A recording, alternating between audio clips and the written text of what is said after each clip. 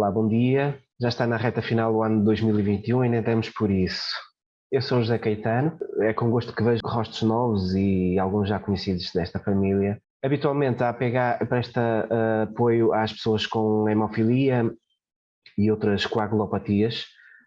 Hoje iremos iniciar os trabalhos deste congresso com uma patologia que será uma novidade para quase todos. Nesta sessão o tema é a púrpura trombocitopénica trombótica adquirida.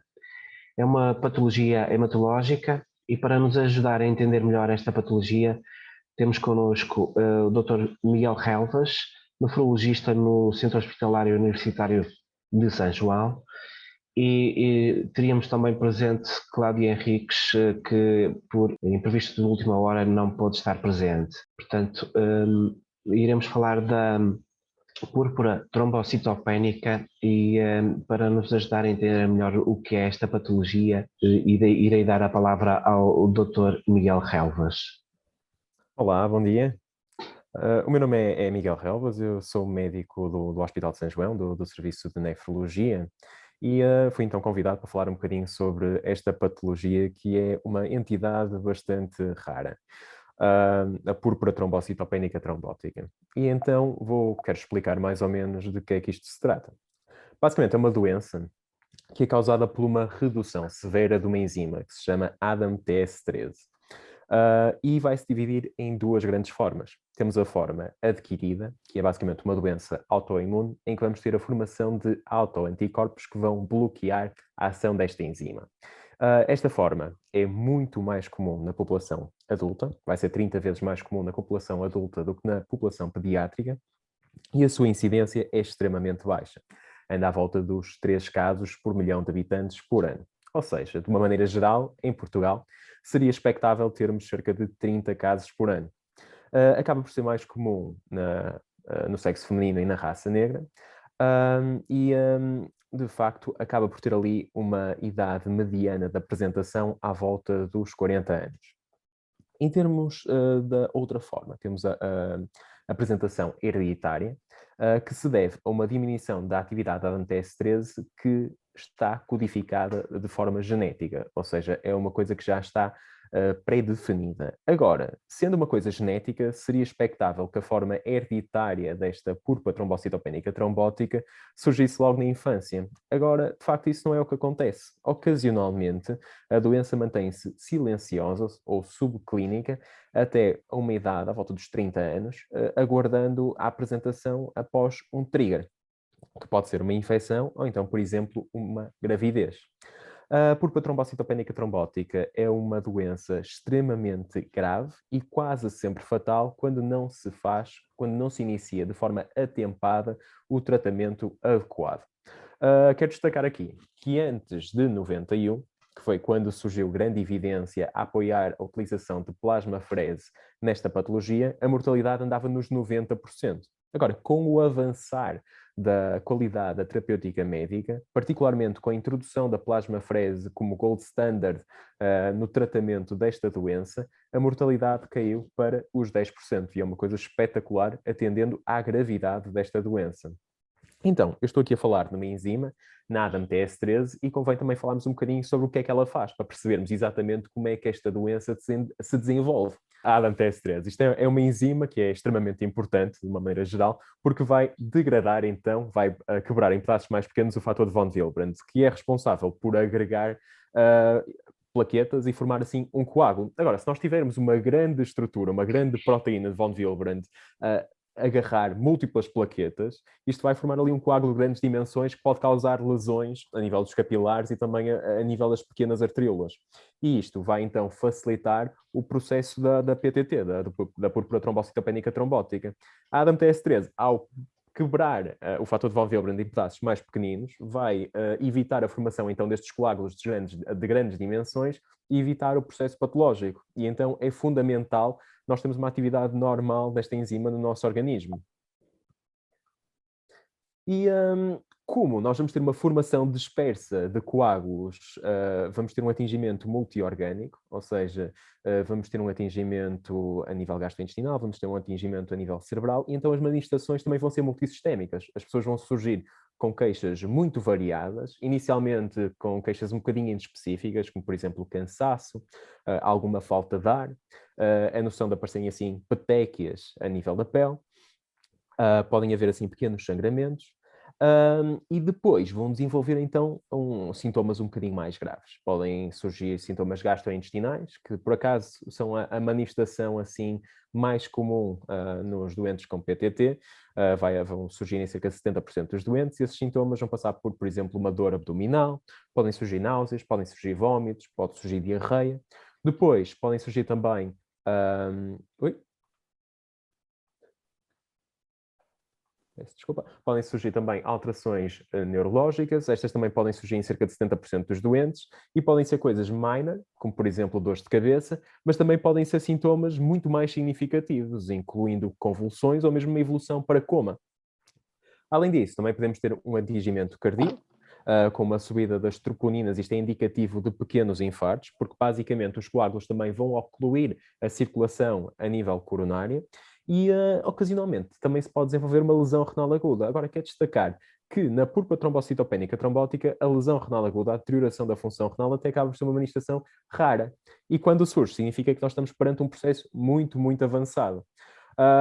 E é uma coisa curiosa, porque se nós olharmos para os livros antigos, quando falava na púrpura trombocitopénica trombótica, falava numa clássica, que basicamente era a presença de uma anemia hemolítica, microangiopática, ou seja, na presença de uma anemia que é causada pelo dano mecânico dos eritrócitos, pela presença de uma contagem plaquetária francamente baixa, pela presença de febre, lesão renal aguda e sintomas neurológicos. E agora, como nós temos uma terapêutica bastante adequada para esta patologia, a febre só surge em cerca de 10% dos casos, ou seja, é bastante raro, e a lesão renal aguda ainda mais raro é. Por isso, esta penta de a clássica agora é raríssima nos nossos doentes com púrpura trombocitopénica trombótica, e ainda bem, porque de facto significa que nós estamos a atuar de forma mais precoce e estamos a evitar o desenvolvimento de uma doença mais grave. Em termos diagnósticos, é extremamente difícil nós chegarmos ao diagnóstico desta patologia, em parte também por causa da sua apresentação. Os doentes têm sintomas altamente inespecíficos numa fase inicial. Cansaço, falta de ar, são sintomas que facilmente podem ser desvalorizados a nível da urgência, a não ser que sejam realizados determinadas análises, como por exemplo um hemograma, que nos pode logo apontar para uma coisa hematológica.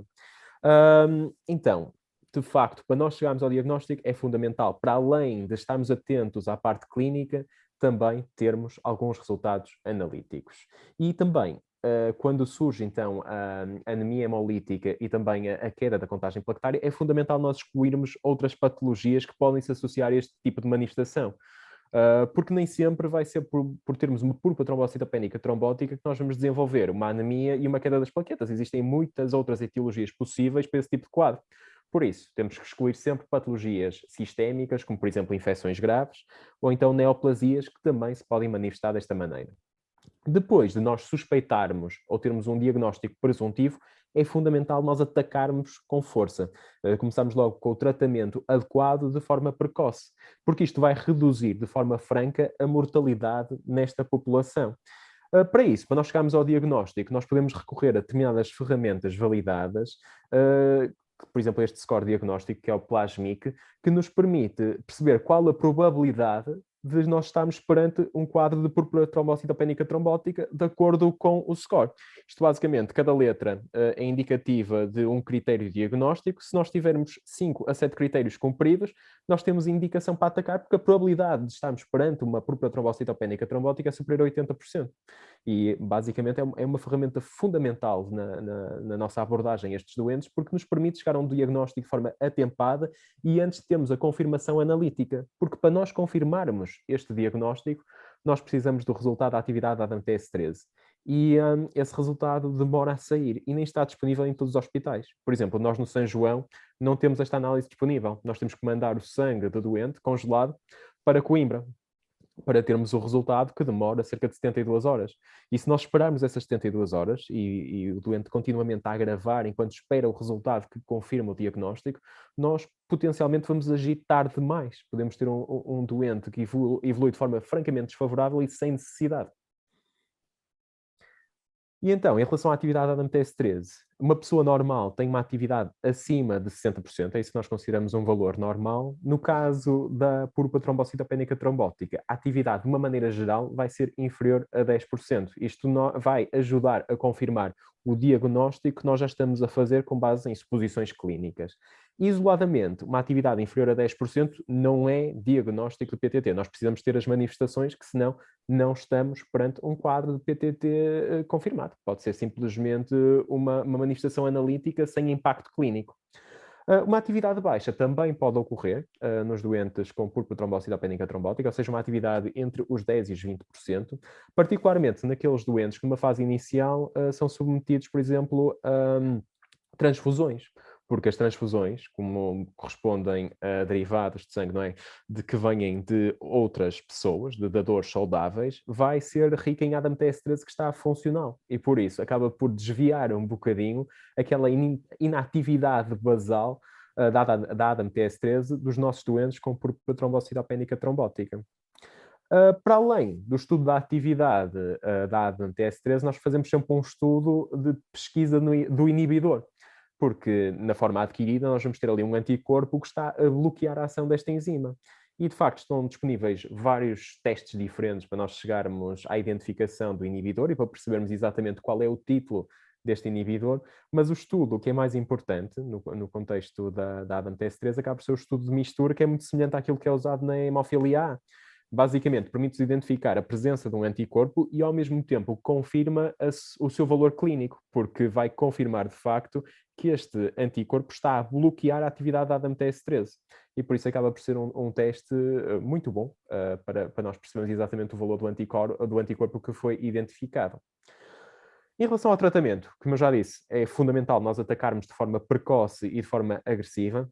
A base do tratamento é a plasmafrese, que corresponde a um tratamento que remove o plasma, ou então a parte líquida do sangue dos doentes que têm púrpura trombocitopénica trombótica, e que vai levar à substituição desse plasma por plasma saudável de um dador. A sua eficácia foi comprovada em 1991 e foi com o advento da plasmafrese nesta patologia que nós conseguimos reduzir a mortalidade desta doença de 90% para 10%. Por isso, isto reforça a importância deste tratamento nestes doentes. E nós devemos manter consistentemente este tratamento de forma diária até conseguirmos corrigir a contagem plaquetária durante pelo menos 48 horas. Ou seja, temos que ter, durante um período de 48 horas, uma contagem plaquetária acima das 150 mil plaquetas por microlitro. Por isso, a vigilância analítica na fase aguda desta doença é importantíssima. Nós estamos a fazer análises todos os dias ao doente para garantir que ele está a evoluir de forma favorável e só quando temos a certeza que o processo patológico está controlado é que nós podemos começar a tirar lentamente os pilares da terapêutica de forma a ver se de facto o doente já passou pelo processo agudo e se já está controlado. Outra base do tratamento desta doença é a corticoterapia, os corticoides. Basicamente são a base do tratamento de qualquer doença autoimune e como isto é uma doença autoimune, de facto o corticoide também acaba por ser fundamental. De uma maneira geral, os doentes fazem o corticoide em forma de comprimidos, só que numa fase precoce, particularmente nos doentes mais graves, nós podemos fazer pela veia, nos primeiros 3 dias, para ver se conseguimos ali atingir uma resposta mais célere. Outro tratamento muito importante e que agora é uma das bases do tratamento da PTT adquirida é o rituximab. Isto é um tratamento que é um anticorpo que é dirigido às células que produzem anticorpos e vai bloquear a síntese de novos anticorpos. O que é que isto significa? Nós vamos bloquear a produção de novos anticorpos que bloqueiam a atividade da ADAM-TS13 e assim vamos controlar o processo subjacente à púrpura trombocitopénica trombótica adquirida. Agora, qual é o problema do rituximab? É que o seu tempo de ação não é imediato. Nós temos que esperar pelo menos 2 semanas para que o rituximab comece a fazer o seu papel. E por isso, durante esse período, podemos ter que garantir outro tipo de suporte.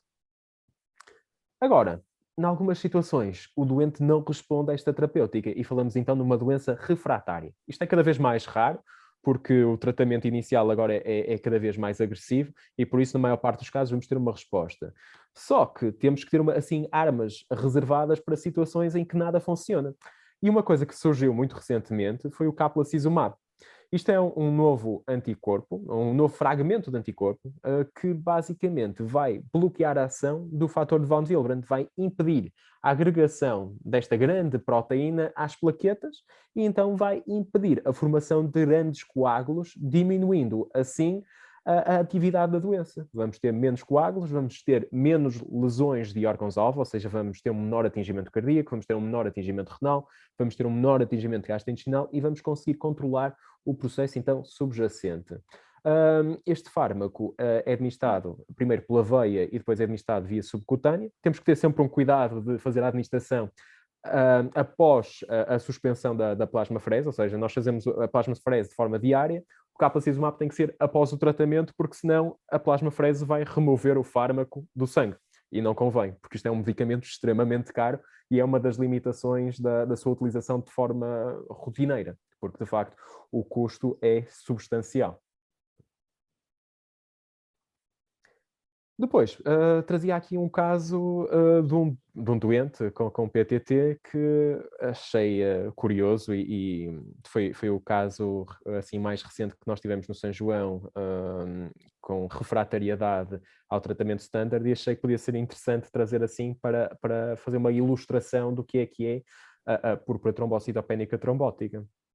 Basicamente, trata-se do caso de uma doente de 36 anos, que de base tinha uma doença autoimune, o síndrome de Sjögren, que afeta as glândulas salivares, as glândulas lacrimais, acaba por causar muita secura e também causa dores articulares. De resto, não tinha assim grandes antecedentes, mesmo do ponto de vista familiar, não tinha história de doenças na família, assim, doenças genéticas, pelo menos. Tinha um filho saudável, pais vivos, sem grandes doenças. Em termos medicamentosos, também não fazia nada de especial e não tinha alergias medicamentosas. E vai à urgência do São João no dia 13 de novembro de 2019, com queixas muito inespecíficas. Aparece com algumas lesões na pele, algumas petequias, tinha assim um sangramento nasal, mas uma coisa muito discreta, referia um cansaço muito intenso e tinha assim uma pequena lesão no lábio que também não foi muito valorizada. Nós, ao exame físico, queremos excluir, claro, situações que podem causar, podem ser fatais, logo no imediato, e então fazemos sempre uma avaliação sistemática das tensões, da parte respiratória e também da temperatura. E, de facto, estava tudo mais ou menos ok. As saturações estavam bem, não tinha dificuldade respiratória, as tensões estavam bem, não tinha febre. Agora, de facto, tinha aquelas lesões dispersas pelo corpo, aquelas pintas vermelhas, que eram um bocado suspeitas, mas no contexto geral era difícil de valorizar. Quando se fez as análises, é que ficamos aqui um bocadinho de pé atrás, porque tinha uma anemia aparentemente de novo, mas também não tínhamos assim grandes análises recentes. O último estudo analítico da doente era de 2017, por isso em termos comparativos era difícil perceber exatamente quando é que isto tinha surgido. Agora a contagem plaquetária, que era muito, muito, muito baixa. Isto é raro vermos este tipo de valores.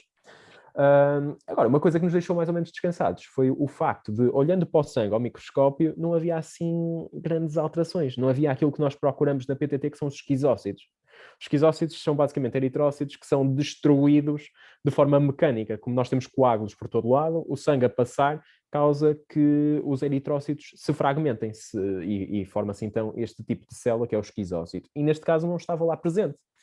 A prova de Coombs, que procura anticorpos dirigidos ao sangue, também veio negativa, por isso nós pensamos, ok, não sabemos muito bem o que se passa aqui, mas vamos reavaliar.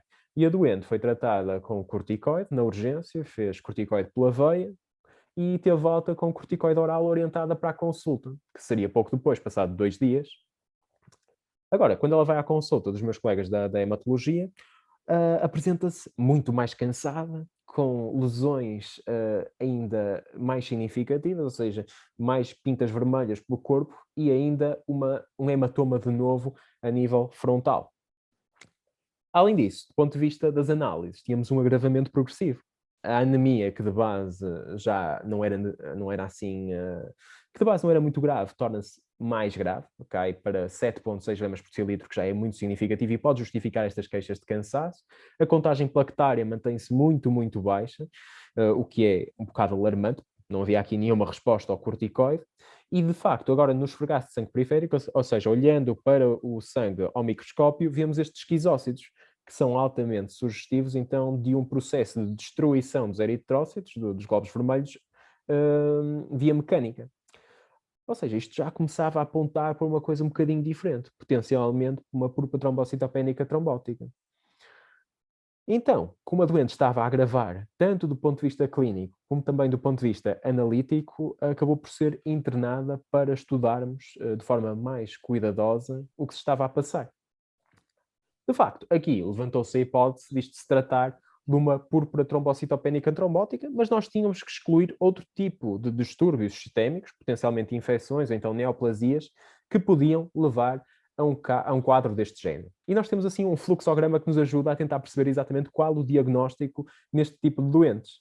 Neste caso em particular, excluindo-se uma patologia subjacente e olhando para a idade, que é uma idade adulta, e a ausência de uma lesão renal aguda, a doente de facto nunca apresentou uma deterioração da função renal na sua apresentação na urgência e na consulta, nós ficamos aqui encaminhados para uma provável PTT, sendo mais provável, tendo em conta a idade e a epidemiologia desta doença, uma PTT adquirida, ou seja, a forma autoimune. Nós aqui, também aplicando o Plasmic, conseguimos perceber exatamente qual a probabilidade diagnóstica de se tratar de uma púrpura trombocitopénica trombótica. E no caso desta doente, nós tínhamos um score de 6, ou seja, dos 7 critérios diagnósticos, 6 estavam cumpridos, o que nos dá uma probabilidade a priori, antes nós temos aquela confirmação com o teste da enzima da ADAMTS13, uma probabilidade de 90% de nós estarmos perante uma púrpura trombocitopénica trombótica. Tendo em conta que nós tínhamos um score tão elevado, começamos logo o tratamento após a colheita, claro, do estudo da ADAMTS13 para enviarmos para Coimbra. A doente acabou por ser transferida para a unidade de cuidados intermédios, começou aquele tratamento fundamental que é a plasma-frese, ou seja, a substituição do plasma doente por plasma saudável de um dador. Começou também corticoide em alta dose e, atendendo a uma evolução desfavorável, nós acabamos por iniciar o rituximab, que é aquele anticorpo que vai bloquear a formação de novos anticorpos, logo no dia 22 de novembro, enquanto aguardávamos a confirmação analítica do diagnóstico. De facto, o resultado surgiu no dia 28 e confirmou-nos que se tratava de uma púrpura trombocitopénica trombótica, com uma atividade da enzima de 0%. Ou seja, de facto, a enzima não estava a funcionar nada. Nós tínhamos os agregados de von Willebrand ali a fazer o que queriam, a causar coágulos por todo o corpo, num processo absolutamente descontrolado.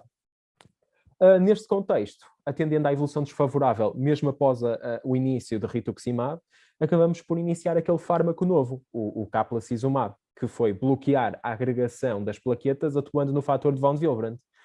E mantivemos sempre um estudo semanal para percebermos se de facto estava a haver uma melhoria na atividade da ADAMTS13. Houve uma normalização rápida da contagem plaquetária após nós introduzirmos este novo medicamento e permitiu que nós suspendêssemos a plasma-frese passado menos de uma semana. Foi uma evolução fantástica, foi espetacular. Foi uma doente que nós achávamos que tinha tudo para correr mal e que com a introdução desta medicação deu a volta. E, de facto, com a melhoria clínica e analítica progressiva, a doente passou da UCIM para a Enfermaria Geral no dia 7 de dezembro, fez a última toma do rituximab, que é feito de forma semanal durante 4 semanas, no dia 16 de dezembro, e acabou por ter alta no dia 19, orientada para a consulta de doenças autoimunes, onde manteve seguimento. Temos aqui um gráfico que mostra a evolução da contagem plaquetária, que é o grande marcador clínico da resposta da patologia à terapêutica instituída, e como podem ver aqui no gráfico, de facto, quando nós iniciamos a plasmafrese, houve ali uma resposta transitória, mas sem nunca atingirmos critérios de remissão, porque o limiar da remissão são as 150 mil plaquetas, e de facto nós não conseguíamos chegar lá com a plasmafrese e com a corticoterapia. De facto, vê-se ali que com a introdução do rituximab não houve uma resposta imediata, mas também não era expectável que houvesse, demora sempre 2 semanas a atuar, por exemplo. E depois com a introdução do caplacizumab, de facto temos aqui uma estabilização do processo patológico subjacente e a contagem plaquetária começa a subir e a doente também começa a melhorar. E temos também aqui uma demonstração gráfica da evolução da atividade da ADAMTS13 e assinalei ali também a introdução do caplacizumab para perceber exatamente como é que qual foi o timing da evolução, da melhoria da ADAMTS13. E basicamente era isto que eu tinha para apresentar. Espero que tenham gostado da apresentação e estou disponível, claro, para responder a qualquer dúvida que surja relativamente a esta patologia. Muito obrigado, Dr. Miguel Calvas. De facto, foi uma apresentação bastante esclarecedora desta patologia que tem uma vertente adquirida e, eh, e com um quadro clínico bastante grave, caso não seja detectada a tempo. E eu iria perguntar, é uma pena de facto não termos connosco a nossa paciente Cláudia Henriques. Não sei se alguém no público que tenha conhecimento desta patologia queira dar algum testemunho. Mas, entretanto, eu iria perguntar ao Dr. Miguel Relvas, sendo a púrpura trombocitopénica um, uma variante adquirida, um, há alguma propensão, há algum hábito que as pessoas predestinem para adquirir a púrpura? Ahm, Esta patologia acaba por ser muito complicada de diagnosticar, particularmente por causa da sua epidemiologia. Ou seja, de uma maneira geral, ela vai atingir pessoas perfeitamente saudáveis. E por isso, de base, assim, fatores predisponentes não são evidentes. Agora, está descrita alguma associação a outras patologias autoimunes. E, de facto, no caso desta doente, tínhamos aqui uma história de síndrome de Sjögren, que pode ter sido uma coincidência, mas também pode simbolizar de facto aqui uma associação entre patologias autoimunes, não é? Uma pessoa que tenha já de base a propensão para desenvolver uma doença em que o organismo se ataca a si próprio pode também ter uma propensão maior para desenvolver este tipo de processo, porque no fundo isto também é outro tipo de patologia autoimune. Uhum. Um, Percebemos pela sua apresentação que nem todos os hospitais estão preparados para lidar com o diagnóstico e tratamento destes pacientes. Uma vez identificados, estes pacientes são encaminhados para algum centro de referência especializado? Basicamente, a parte fundamental do tratamento da púrpura trombocitopénica trombótica é a plasmafrese. Por isso, sempre que haja esta suspeita diagnóstica, nós temos que encaminhar para um centro que tenha a possibilidade de fazer este tipo de tratamento. No caso de São João, nós temos essa possibilidade. Agora, claro, que hospitais que não tenham máquinas de plasmafrese disponíveis têm que fazer a transferência para um centro com esse tipo de equipamento. Em relação à parte diagnóstica, nós de facto não temos o teste para ADAM-TS13 disponível, contudo, a resposta que Coimbra nos dá tem sido espetacular. Por isso, como é uma resposta bastante célere e como nós temos algumas ferramentas que nos permitem fazer um diagnóstico clínico presuntivo de forma relativamente rápida, achamos que isso não bloqueia a nossa ação nesta patologia. Agora, claro que seria espetacular também termos esse tipo de teste disponível no nosso centro hospitalar. Uh, estas pessoas, uma vez feito o diagnóstico, têm uma mudança radical das suas vidas, altera radicalmente as suas vidas.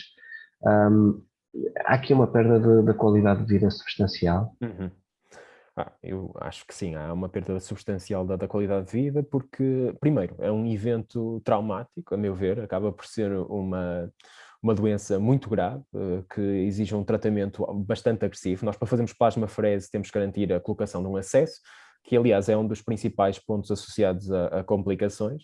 Temos que colocar um catéter venoso, que acaba por ser uma intervenção custosa, não é? E que se pode associar a infecções do catéter. E por isso acho que é uma experiência sempre traumática o internamento por uma causa deste género.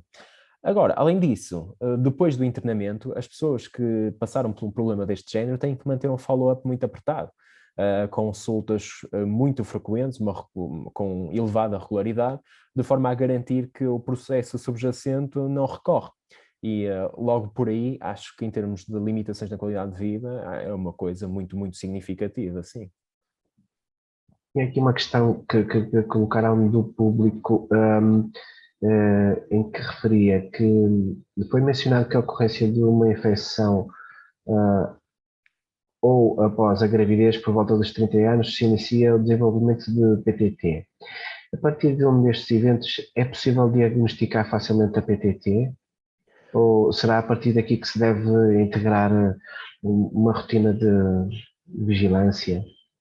Pois, quer dizer, nessas situações em que nós temos o desenvolvimento de um quadro hematológico deste género após um trigger, como uma infecção ou então como uma gravidez, acaba até por ser mais difícil nós chegarmos ao diagnóstico da púrpura, porque a gravidez em si associa-se a outros fenómenos que podem associar a uma anemia hemolítica microangiopática, ou seja, à destruição eritrocitária por outra causa. E então, nós como estamos perante uma doente grávida, acabamos por apontar mais para outras causas do que propriamente para esta. Acaba por ser um fator confundidor que nos vai limitar até adicionalmente o diagnóstico.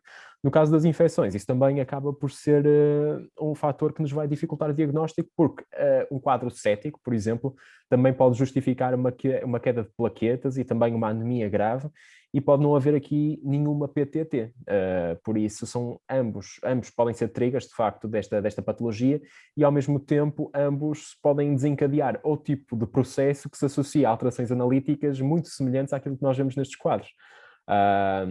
É difícil, de facto é difícil abordar o diagnóstico destas patologias, particularmente nessas condições. Depois de uma pessoa ter passado por diagnóstico e tratamento, há episódios que podem acontecer posteriormente. Há alguma, digamos, algum sintoma que se identifique facilmente que poderei vir a ter uma situação crítica que necessite de cuidado hospitalar urgente? Pois, esta doença, em termos de recorrência, as coisas têm vindo a melhorar. Com a introdução do rituximab, a taxa de recorrência desta patologia caiu dos 40% para cerca de 10%. Tendencialmente, a recorrência surge nos primeiros 2 anos após o episódio inicial. 50% dos casos de recorrência manifestam-se até no primeiro ano após o diagnóstico inicial.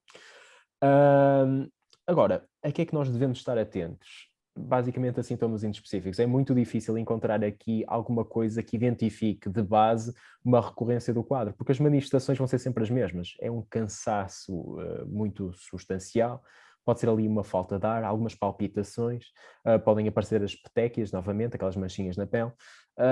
Agora, quer dizer, é muito difícil nós estabelecermos um diagnóstico de forma puramente clínica. Acho que esse tipo de sintoma deve justificar uma ida ao hospital. O doente deve fazer análise, atendendo ao seu historial médico. Eu acho que qualquer colega que veja um doente muito, muito cansado e com antecedentes de PTT vai pedir pelo menos um hemograma, e verificando as alterações analíticas, aí o diagnóstico vai ser mais fácil de uma recidiva, porque já temos o doente com a etiqueta. Ou seja, já sabemos que ele passou por este processo no passado e que, por esse motivo, tem uma probabilidade muito maior do que uma pessoa da população geral de desenvolver novamente um quadro deste género. E acho que aí nós conseguimos até iniciar o tratamento de forma mais atempada do que numa manifestação inicial. Mas, quer dizer, para um doente que tenha passado por uma coisa deste género, o que eu diria era para vigiar os sintomas, para ter atenção ao estado geral, para verificar, e que caso desenvolva um cansaço exagerado, caso desenvolva alguma falta de ar, aquelas manifestações que ocorreram no episódio inicial, para se deslocar de forma rápida ao hospital, que o segue. Estas pessoas, depois deste diagnóstico, pode dizer-se que vivem num estado de medo? Depende, eu acho que após o tratamento do episódio inicial, as pessoas normalmente estabilizam e, de facto, o processo patológico fica controlado e, na maior parte dos casos, vão viver o resto da sua vida sem terem um novo episódio. Agora, claro que depois de passarem por uma experiência traumática no primeiro evento, as pessoas ficam sempre um bocado assustadas, e qualquer sintoma, até uma coisa muito inespecífica como uma discreta fadiga adicional, que pode ocorrer no contexto do trabalho, não é? Pode logo levar a pensamentos negativos, e podem logo pensar que estão a ter uma recorrência daquela doença de base. Por isso, deve ser complicado passar por um episódio inicial de PTT e depois voltar àquela rotina normal. Com a medicação que nós temos disponível neste momento, temos tentado reduzir o risco de recorrência e nesse modo também aumentar a qualidade de vida das pessoas que passam por este processo, porque o que nós queremos é evitar a recorrência desta doença, e queremos garantir que os doentes que passam por isto não tenham que viver um acontecimento deste género uma segunda vez. Sendo esta patologia uma patologia adquirida, é ligeiramente diferente daquilo que nós conhecemos na APH, a hemofilia, von Willebrand e outras coagulopatias que são congénitas, Sendo esta patologia adquirida, há algum suporte psicológico para estas pessoas prestado no hospitais? Porque calculo que um diagnóstico destes seja, de facto, avassalador para a mente de qualquer pessoa. É verdade. Eu, por acaso, em termos de apoio psicológico, não sei como é que nós estamos a funcionar. A nível do internamento desta doente que eu apresentei, sei que não houve assim um acompanhamento pela psicologia, mas acho que é uma coisa que nós devemos, de certeza, que temos que investir no futuro, porque um internamento por uma coisa tão grave, claro que tem um peso emocional enorme e acho que justifica por completo o apoio pelo menos por uma pessoa especializada nessa área. Uhum.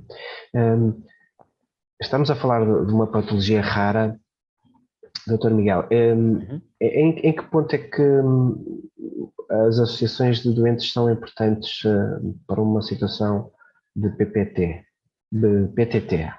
Eu acho que eventos deste género acabam por aumentar a sensibilização, fazem a sensibilização da população geral para este tipo de patologia e basicamente levantam, quer dizer, acabam por espalhar awareness, quer dizer, Transmitir conhecimento. exatamente, obrigado.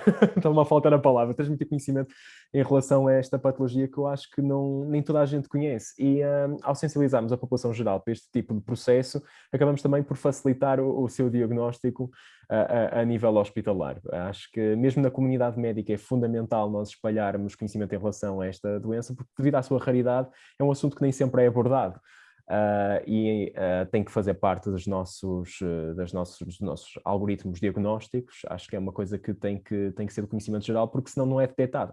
E é uma coisa que me preocupa, por acaso, porque se nós olharmos para aqueles números da incidência a nível global, vemos que em Portugal seria expectável termos de cerca de 30 casos por ano. Eu posso dizer que no São João nós temos cerca de 1 a 2 casos por ano, 2 no máximo, não tenho visto mais do que isso. E levanta aqui a hipótese de alguns casos passarem despercebidos, e isso em grande parte é porque não há grande conhecimento em relação a esta patologia, é uma coisa rara que é pouco falada e que nos passa um bocadinho ao lado. Então, portanto, de facto, as associações de pacientes fazem aqui um trabalho de colocar no léxico, portanto, no vocabulário das pessoas, portanto, mais um conhecimento. E Exatamente. aproveito também para dizer que a APH abraça mais uma patologia, portanto, quem precisar de ajuda, contem connosco para transmitir esse conhecimento.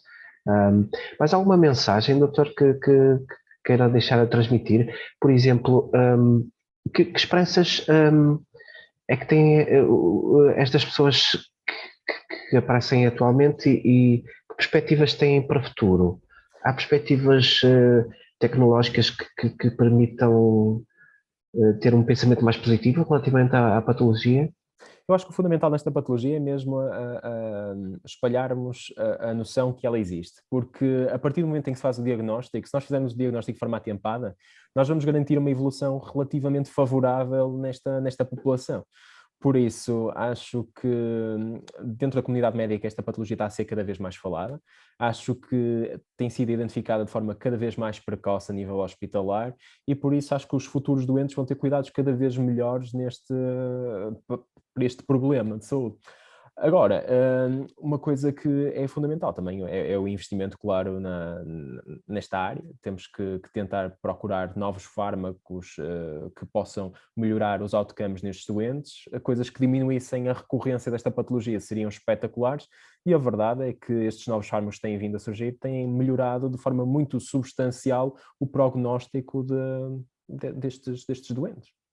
Acho que as coisas estão muito melhores do que estavam há 20 anos atrás e estamos a tentar caminhar sempre no sentido positivo e penso que nos próximos 20 anos vamos dar cada vez uma melhor resposta a este tipo de problema. Se mais alguma coisa queiram, mais alguma questão que queiram colocar, podemos abrir o microfone para alguém que queira fazer alguma questão. Caetano, eu gostava de fazer uma questão, se puder ser. Teresa Pereira, sim, por favor. Sim. Olá, muito bom dia. Olá, bom dia. Antes de mais, gostaria de agradecer ao Dr. Miguel Relvas pela apresentação. Confesso que já conhecia um bocadinho da púrpura, mas que agora fiquei muito mais elucidada e permitiu-me ver isto de outra perspectiva. E gostaria de comentar o seguinte: eu acho que essa paciente que o doutor apresentou o caso, acho que ela teve uma enorme sorte, acho que foi uma sortuda completamente. Porque acho que na maioria dos sítios que ela fosse parar, eu tenho sérias dúvidas se tinham chegado a algum diagnóstico desse género, e assusta-me, e isso eu não tinha-me percebido, de como esta doença pode evoluir tão rapidamente, ou seja, desde os primeiros sintomas, que são inespecíficos, até aos casos complicadíssimos que podem ocorrer. Por aquilo que estava a dizer, o teste durar 48 horas ou 72 horas a vir o resultado pode ser quase em algumas situações fatal, e portanto assusta a gravidade a rapidez e a gravidade com que isto evolui. E por isso a minha questão que é, sendo isto tão raro, com os sintomas tão inespecíficos, tão rápida manifestação, será que também não é por isso que os valores são tão baixos? Ou seja, se calhar entre aqueles que são diagnosticados para a doença, acaba por ser poucos porque os outros morreram entretanto ou desenvolver outras situações de falência de algum órgão, e dizem que a morte foi por falência do órgão e não propriamente por ter sido uma questão desta doença. É bem possível. A verdade é que isto deve ser uma entidade muito subdiagnosticada, mesmo a nível mundial. A apresentação é super inespecífica, como já foi falado. As análises têm que ser muito bem interpretadas para conseguirmos perceber exatamente o que é que se está a passar, e por isso acredito que sim, que os números reais sejam francamente superiores àquilo que está descrito a nível mundial. Acredito que aquela incidência de 3 casos por milhão de habitantes seja um bocadinho inferior à realidade. Pois, porque pronto, o meu mundo é o mundo da hemofilia e não da púrpura, acho eu, quer dizer, já passei aquela idade que você diz que normalmente é aqueles que aparecem, portanto já fico um bocadinho mais descansada, mas muitas vezes, e sendo a hemofilia, nos casos raros, uma patologia, apesar de rara, mediamente conhecida, eu já tenho deparado com dificuldades em alguns centros médicos a explicar às vezes algumas consequências de algum procedimento que o médico queira fazer. Pronto. Imagino nestes casos, não é? Portanto, sendo uma coisa rara e desconhecida, acho que deve ser mesmo muito complicado ter a sorte de calhar no sítio certo, à hora certa, com os médicos certos. Portanto, acho que a paciente teve muita sorte. Tenho só uma questão a dizer-lhe em relação a fazer. Em relação ao caplacizumab, acho que é assim, que no fundo vai impedir, vai ajudar a que não se formem os coágulos, não é? Exatamente. Preciso perguntar o seguinte: o paciente, ao fazer esta terapia e ao destruindo e andando à volta do von Willebrand, isto não se torna um paciente hemofílico ou de um von Willebrand, uma vez que os hemofílicos e o von Willebrand ligam-se ao fator 8, não é? Neste caso, eles não se tornam hemofílicos ou von Willebrand durante este tratamento. Pois nós estamos a tentar ali controlar um bocadinho aquele processo de agregação plaquetária, por isso bloqueando a ação do fator de von Willebrand, nós vamos bloquear um bocadinho de facto os processos de coagulação, entre aspas, não é? Por isso, de facto, há aqui um risco acrescido de eventos hemorrágicos nesta população. E mesmo os ensaios apontaram para essa possibilidade de haver aqui um risco acrescido de alguns eventos hemorrágicos. De qualquer forma, nestes doentes com uma patologia refratária à terapêutica de base, acaba por ser uma coisa que pelo menos dá tempo para as outras patologias controlarem o processo subjacente. Porque nós o que estamos a fazer aqui é evitar a formação de novos coágulos com o caplacizumab, enquanto que esperamos que o corticoide, que o rituximab façam o seu papel e que basicamente impeçam a formação de novos anticorpos para que bloqueiem a ação da ADAMTS13. Acho que acaba por ser uma solução contemporizadora. Vai-nos dar tempo para os outros agentes bloquearem o processo patológico e vai permitir que o doente tenha tempo para recuperar sem haverem novas complicações noutros órgãos. Mas sim, acaba por se assemelhar a outro tipo de patologia, fazendo este tipo de medicação. Tem nestes casos os doentes que fazem todo este processo e têm a sorte dele não voltar atrás, não é? Nomeadamente com o rituximab, podemos dizer que então que os pacientes já ficam curados. Não ficam a fazer tratamento para o resto da vida, porque ficam curados, fazem aquilo, chegam aos valores normais de plaquetas e, portanto, são vigiados. São vigiados, mas já sem medicação. Ao fim de algum tempo, nós vamos fazendo o desmame lento da medicação e após suspendermos os medicamentos, eles vão ficar com uma vigilância analítica, pelo menos dada a TS13, nós tentamos fazer o estudo pelo menos uma vez por ano para garantir que não há ali nenhuma recidiva do processo patológico. Agora, de facto, eles não ficam sem fazer nenhuma medicação dirigida a este problema. Nós assumimos que a situação está mais ou menos controlada. Agora, nos casos de recorrência, de facto, aí temos que atacar com tudo novamente. E, em alguns casos, quando vemos que há recidivas frequentes, aí podemos ter indicação para fazer tratamento de forma mais regular durante pelo menos 2 a 3 anos. E só por última, Caetano, é só mesmo a última, não ocupo mais tempo. E gostaria de fazer uma pergunta agora dirigida ao Dr. Miguel Relvas mesmo, especificamente, que é, tinha conhecimento da APH, sabia que a APH era uma associação que tratava de doenças olha, bola, agora falta uma palavra, coagulopatias congénitas. Lembrou-se alguma vez de encaminhar ou falar aos seus pacientes da associação e que tipo de ajuda é que a associação poderia prestar? Ou com este congresso conseguimos abrir aí uma porta para tentar encaminhar as pessoas a juntarem-se e partilharem as suas experiências com todas as outras também patologias deste género? Eu, por acaso, foi com este evento que conheci a APH e fico muito contente por ter conhecido. Dentro da minha área, eu, como trabalho mais com doentes renais crónicos, acabo por não ter tanto contacto com as hemofilias, mas de facto ainda tenho alguns doentes em consulta que têm este tipo de patologia, por isso a partir de agora, com toda a certeza, vou encaminhá-los para a APH, sem dúvida. Muito obrigado. Muito obrigado, Teresa. Só uma última questão, Dr. Miguel.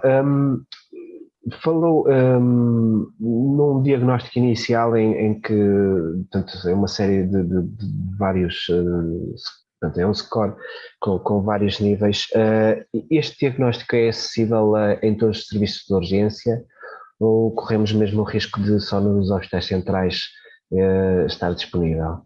Em termos diagnósticos, este score pode ser aplicável em qualquer hospital que tenha um laboratório. Nós, desde que tenhamos um hemograma que nos faça e um estudo da coagulação, conseguimos aplicar isto, porque do ponto de vista analítico só precisamos mesmo da contagem plaquetária, precisamos de ter também o volume globular, que tem a ver com a parte da anemia, e depois precisamos também de um estudo da coagulação. Mas isto são análises básicas que são feitas em qualquer tipo de hospital. Depois, é muito à base clínica, por isso acho que em termos de identificação nós conseguimos identificar o quadro em qualquer hospital português. Agora, em termos de tratamento, de facto, podemos ter que encaminhar os doentes para um hospital central para conseguirmos garantir a plasmaferese, que é fundamental e tem que ser feita de forma mais precoce possível.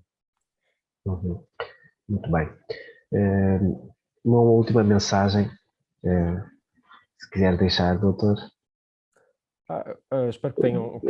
Expectativas para o futuro já o disse. Pronto.